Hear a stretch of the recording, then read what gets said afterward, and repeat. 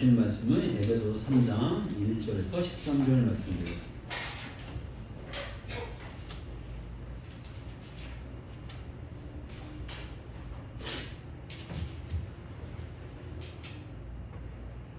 에베소 3장 1절에서 13절 말씀입니다. 한 절씩 교독하겠습니다. 제가 먼저 하겠습니다. 이러므로 그리스도 예수의 일로 너희 이방인을 위하여 갇힌 자 된 나 바울이 말하거니와 너희를 위하여 내게 주신 하느님의 그 은혜의 경륜을 너희가 들었을 터이다. 그 계시로 내게 비밀을 알게 하신 것은 내가 먼저 간단히 기록함과 같으니 그것을 읽으면 내가 그리스도의 비밀을 깨달은 것을 너희가 알 수 있으리라. 이제 그의 거룩한 사도들과 선지자들에게 성령으로 나타내신 것 같이 다른 세대에는 사람의 아들들에게 알리지 아니하셨으니 이는 이방인들이 복음으로 말미암아 그리스도 예수 안에서 함께 상속자가 되고 함께 지체가 되고 함께 약속을 참여하는 자가 됨이라. 이 복음을 위하여 그의 능력이 역사하시는 대로 내게 주신 하나님의 은혜의 선물을 따라 내가 일꾼이 되었노라. 모든 성도 중에 지극히 작은 자보다 더 작은 나에게 이 은혜를 주신 것은 측량할 수 없는 그리스도의 풍성함을 이방인에게 전하게 하시고 영원부터 만물을 창조하신 하나님 속에 감추어졌던 비밀의 경륜이 어떠한 것을 드러내게 하려 하심이라.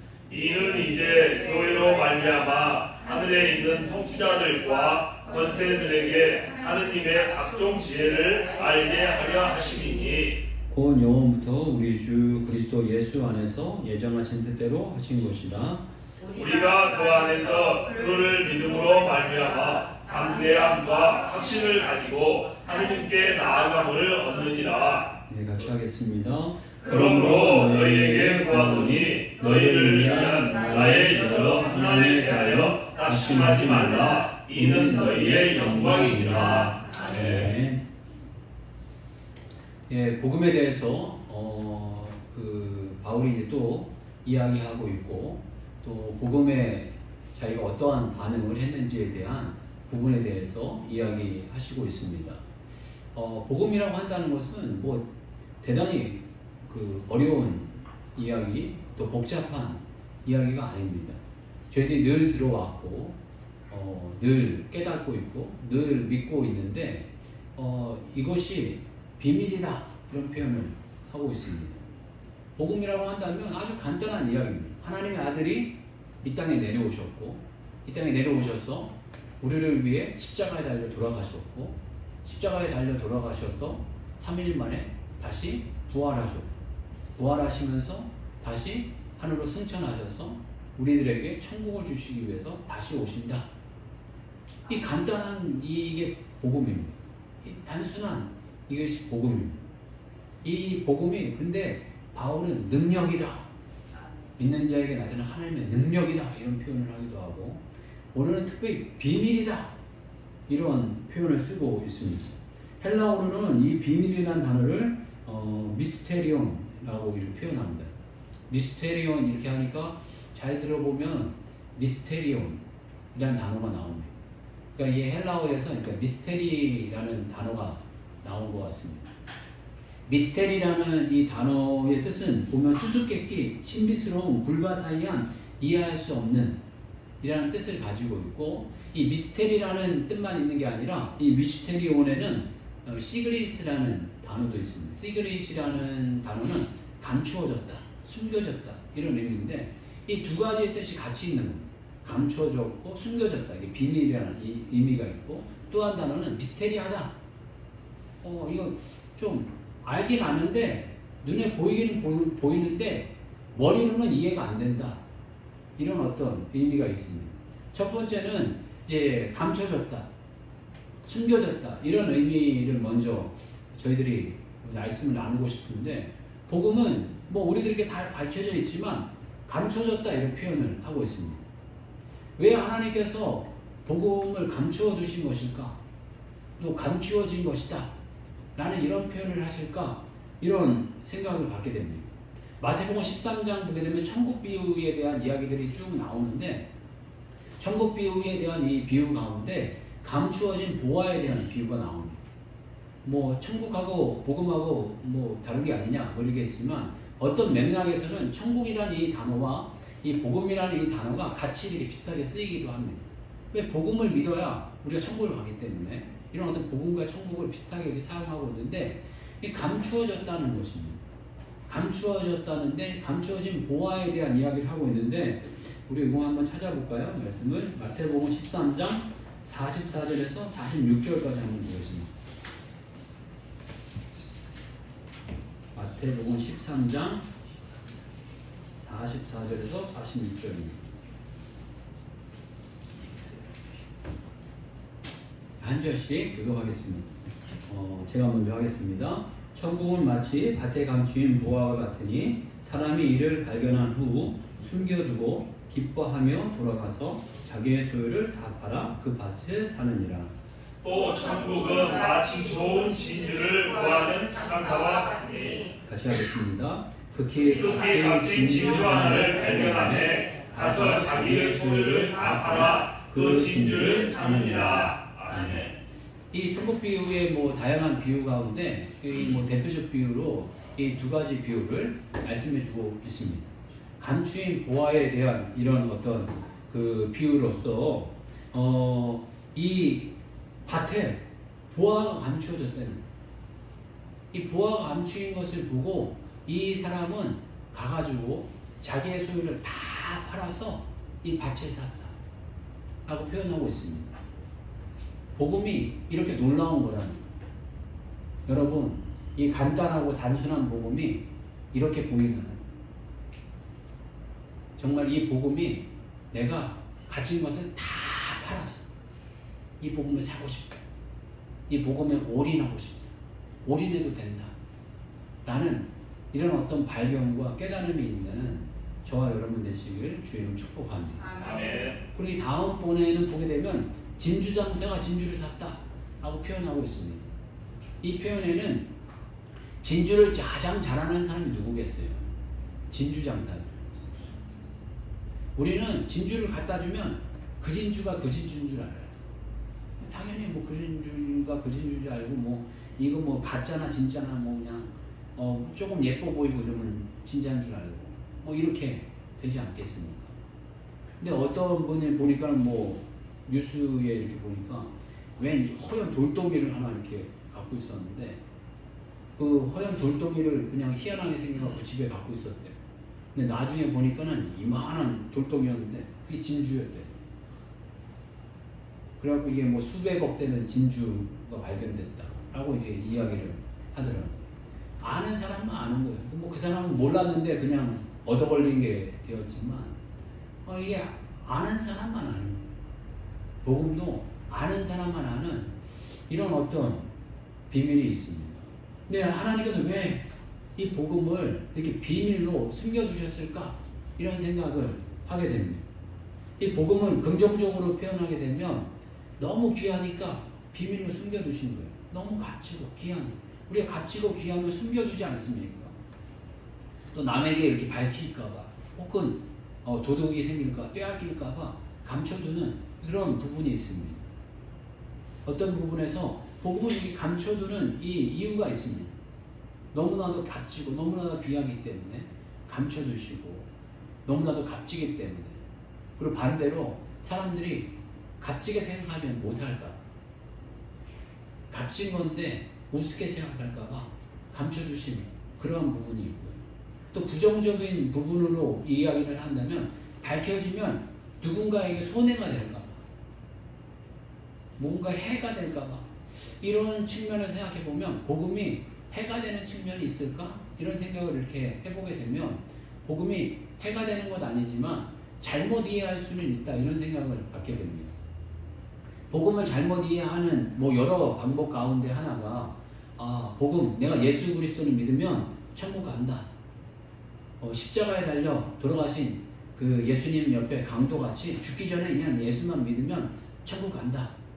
그러니까 이 세상에서 그냥 막 살다가 죽기 전에 예수님 붙들고 그냥 천국이나 가자. 이 세상에 그냥 복음을 알았으니 난 내 마음대로 산다. 하나님 은혜로 다 구원하시는데 뭐 이 땅에서 그냥 내 마음대로 살아도 되지. 이런 어떤 착각 속에 빠질까봐, 어떤 복음의 어리석음에 빠질까봐 이런 어떤 그 복음을 허락하시는 것이 아닌가, 이런 마음을 갖습니다. 복음은 감춰졌다, 숨겨졌다 라고 이야기를 하고 있습니다. 우리가 다 이해할 수는 없지만 하여간 복음을 하나님께서 비밀로 해주셔서 너무 값지기 때문에, 아니면 잘못 이해하면 우리들에게 해가 되고 손해가 되기 때문에 비밀이라는 단어를 써서 비밀로 우리에게 도와주셨고, 여기에서 보게 되면 계시로 내가 비밀을 알게 하신 것은 라고 표현하고 있습니다. 계시는 열어 보여주셨다 라는 뜻이 있거든요. 하나님께서 열어 보여주셔야 알게 되는 일이다 라는 것입니다.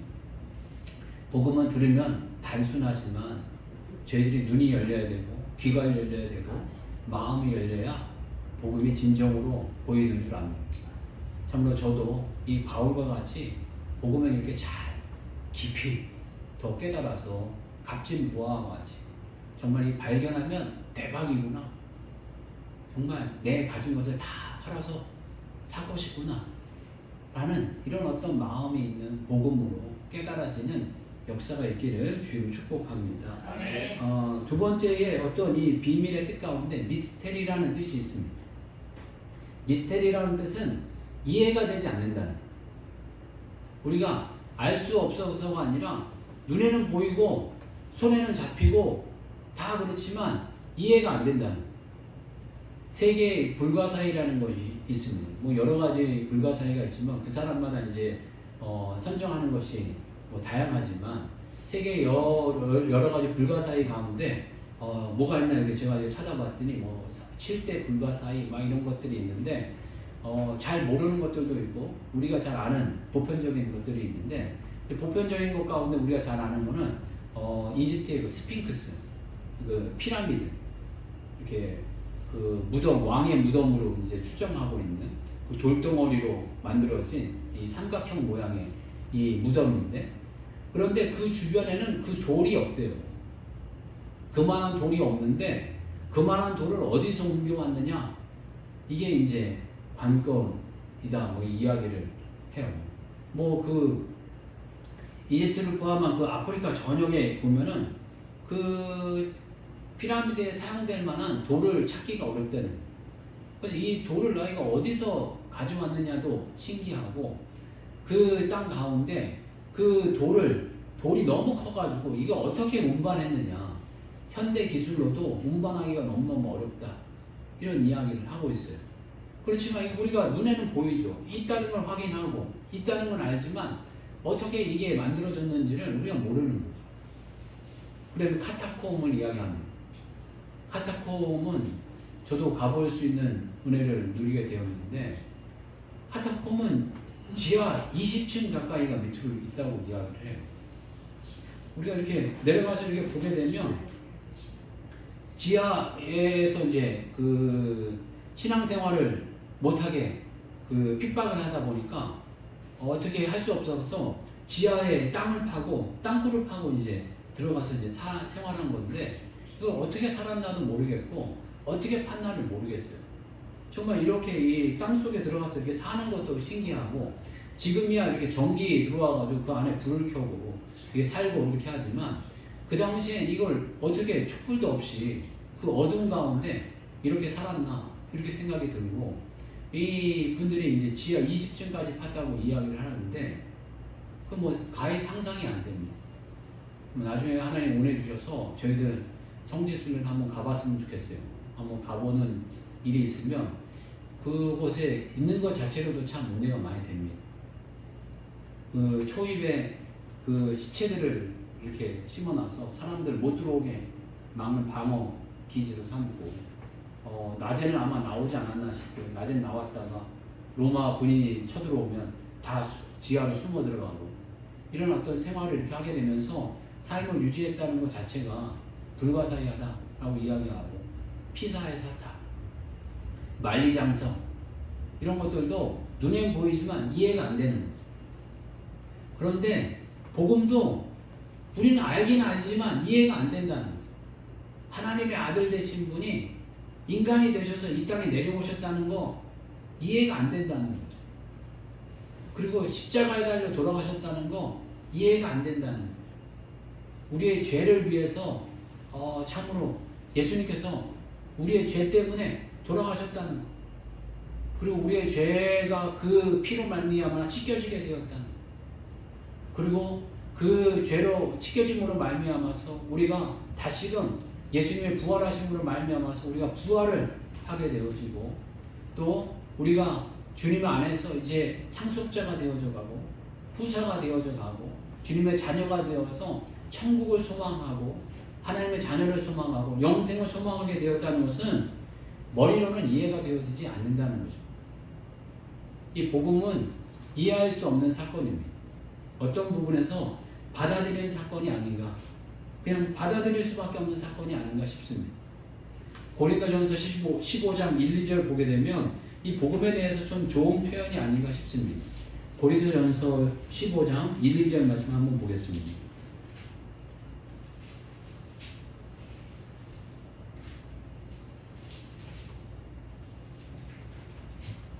고린도전서 15장 1, 2절 말씀 한 절씩 교독하겠습니다. 제가 먼저 하겠습니다. 형제들아 내가 너희에게 전한 복음을 너희에게 알게 하노니 이는 너희가 받은 것이요 또 그 가운데 선 것이라. 너희가 만일 내가 전한 그 말을 굳게 지고 헛되이 믿지 아니하였으면 그로 말미암아 구원을 받으리라. 아멘. 복음은 이해가 되지 않습니다. 그리고 갑자기 깨달아지지 않습니다. 복음은 누군가가 전해주어야 합니다. 그래서 형제들아 내가 너희에게 전한 복음을 전해야 복음이 알려지게 된다는 것이고 내가 너희에게 알게 하노니 이는 너희가 받은 것이요. 받아들여야 된다는 것이요.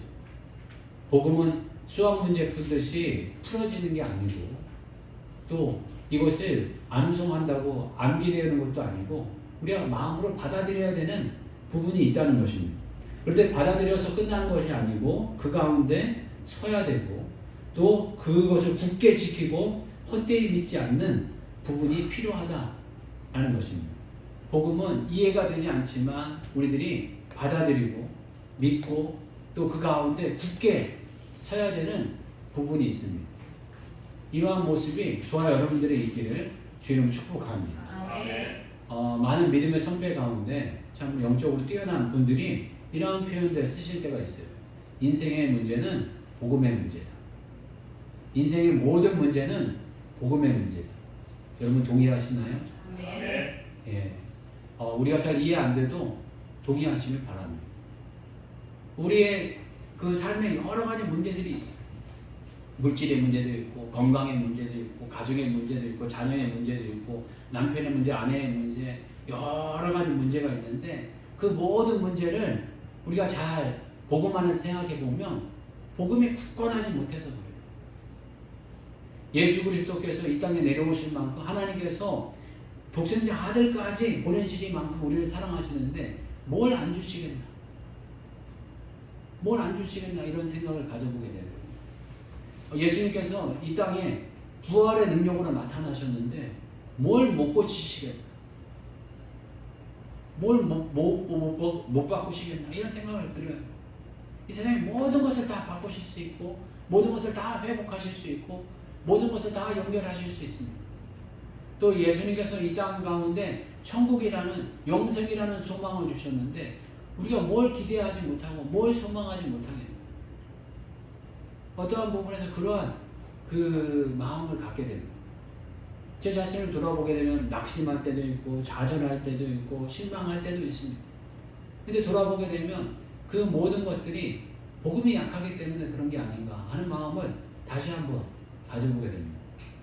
저희들 다시 한번 복음으로 점검하면서 우리의 근심, 걱정, 고뇌 이런 모든 것들이 예수 그리스도의 복음 안에서 더 굳건해지고 더 강해져 가면서 살아가시는 주의 종들 되시길 주의를 축복합니다. 아멘. 그리고 이 복음을 깊이 깨달은 그 바울은 내가 복음의 일꾼이 되었다 이런 표현을 하시고 있습니다. 우리 7절 말씀 한번 볼까요? 7절 한번 같이 한번 읽어보겠습니다. 자, 시작. 이 복음을 위하여 그의 능력이 역사하시는 대로 내게 주신 하나님의 은혜의 선물을 따라 내가 일꾼이 되었노라. 아멘. 이 처음 시작할 때 보면 이 복음을 위하여 라고 표현하고 있습니다. 우리가 복음의 일꾼이 되어야 된다는 이 복음을 위하여. 저 자신에게 그런 질문을 계속 해보게 되었습니다. 말씀 준비하면서 복음이 매력적인가? 내가 이 복음의 일꾼이 될 만큼 내가 복음을 매력적으로 생각하고 있는가? 귀하게 생각하고 있는가? 값지게 생각하고 있는가? 이런 생각들을 해보게 되더라고요. 이 바울은 이 복음의 자신이 일꾼이 되었다 이야기하고 있습니다. 어린 시절부터 늘 들어왔던 이 복음, 늘 깨달아 알고 있다라고 생각하는 이 복음, 이 복음이 바울은 비밀이다 라고 이야기하고, 로마서에서는 능력이다 라고 이야기하고, 복음은 자기의 인생을 걸 만큼, 내가 일꾼이 될 만큼 너무 값진 것이다. 정말 값진 보화를 발견한 자와 같이 자기의 가진 것을 다 버리고 따를 만큼 너무나도 값지고 귀한 것이다 라고 이야기할 만큼 정말 내가 귀하게 값지게 생각하는가, 이런 생각들을 해보게 되더라고요. 바울과 같은 정말 이 발견과 깨달음이 저에게 더 깊이 있었으면 좋겠다. 그래서 복음의 일꾼이 된 것 같이 바울과 같은 이런 결단이 있었으면 좋겠다, 이런 마음을 다시 한번 가져보게 됩니다. 그리고 이 바울은 이 복음에 대해서 그리스도의 풍성함이다 라는 표현을 하고 있습니다. 8절 보게 되면 이 후반절에 보게 되면 그리스도의 풍성함을 이방인에게 전하게 하시고 라고 이렇게 표현하고 있습니다. 복음이라고 이야기하면 우리가 이 말씀 안에서 무언가 경건하게 살고 거룩하게 살고 절제하고 이런 어떤 생각을 갖게 될 때가 있습니다. 그러나 이 복음은 우리의 삶을 풍성하게 한다는 것입니다. 능력 있게 한다는 것입니다. 기쁘게 한다는 것입니다. 감사하게 한다는 것입니다. 이 예배소 보게 되면 이 예배소를 쓴 이 예배소 교회는 특별히 바울이 사랑했던 지역입니다. 사도행전 19장 보게 되면 그 전에 예배소를 가려고 했는데 아시아 쪽으로 가려고 했는데 하나님께서 막으셔가지고 이 마게도니아 지역으로 넘어가지 않습니까? 그런데 마게도니아 지역을 다 한 다음에 이 마음에 뭔가 이렇게 아쉬움이 계속 남았나, 이 소원이 계속 남았나, 아시아에 잠깐 들렸다가 다시 3차 전도 여행을 이렇게 할 때에 이 예배소 지역, 아시아 지역에 전도하고 싶었던 것 같아요. 근데 이 다른 지역에서도 이게 보게 되면 이게 짧게 막 이렇게 몇 개월 이렇게 전도를 해서 이 교회를 금방 이렇게 세웠는데, 이 에베소 지역에서는 보게 되면 2년이라는 기간 동안에 두란노 소원이라는 신학교를 세워가지고 그 교회를 세워가게 됩니다. 근데 이 에베소 지역에 특별하게 뭔가 매력적인 지역이 아니에요. 보게 되면 아담의 신전이라는 신전이 있고, 또 아담이 여신상의 그 우상의 어떤 이렇게 도구를 만들어서 많은 사람들이 그것으로 인하여서 생계를 유지하던 그런 지역입니다. 그리고 요즘에도 보게 되면 에베소 지역을 가게 되면, 터키의 에베소 지역을 가게 되면 우상을 만들어서 파는 경우가 많대요. 그냥 막 우상의 이 상을 만들어서 이렇게 돈 주고 파는 경우들이 아직도 그 습성이 남아가지고 그런 어떤 파는 지역이 많은데, 이 우상도 많고 뭔가 이렇게 별로 이렇게 매력적이지 못한 도시인데, 이 바울에게는 뭔가 이렇게 애정이 가고 끌리는 도시였던 것 같아요. 그래서 에베소에 가가지고 그렇게 복음을 많이 전하고 많이 이렇게 그 수고를 많이 하셨는데, 이 영적인 어떤 이런 분은 영적인 어떤 이런 뭐라고 그럴까요? 이 감이라고 해야 되나요? 이런 게 있으셔서 그랬는지 이곳에 영적인 역사가 크게 일어납니다. 바울의 어떤 손수건도 앞치마만 나도 병자들이 막 낫는 역사가 일어나게 됐고, 그 당시에 이게 마술을 하던 사람들이 모아가지고 책을 태웠다라고 표현하고 있는데, 아마 이 책을 태웠다라는 이 의미는 아마 이 우리 시대로 이야기하면 점치는 그 사람들이 쓰던 어떤 토종비결 같은 이런 어떤 책을 모아다가 다 태워버렸나. 그러니까 오만이라는 이 그 돈의 어떤 가치를 둘 만큼 엄청난 큰 액수의 돈을 들 만큼 이 사람들이 책을 다 모아가지고 태워버렸다라고 이렇게 표현하고 있습니다.